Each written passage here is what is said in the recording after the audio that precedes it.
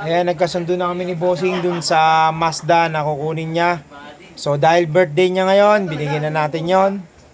Boss, magkano yung dala mo? 20,000. 20,000. Okay, na-receive ko na yung 20,000. Okay, boss, thank you. Thank you, Okay, Master. thank you. Ayan mga bossing, magandang araw. Meron tayong customer ngayon, sila bossing, sila madam. Bossan kayo, taga saan kayo, boss?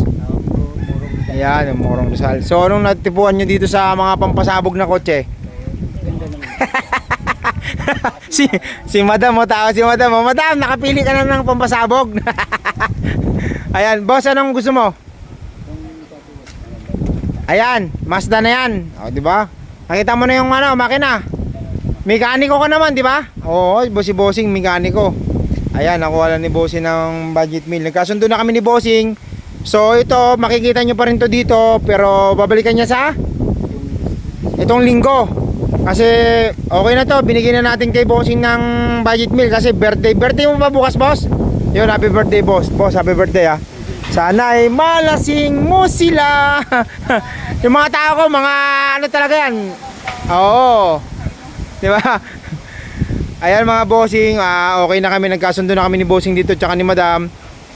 So makikita nyo pa rin to dito ng isang linggo kasi babalikan nila ng isang linggo after 1 week. So binigyan na natin sa kanila ng budget meal yan.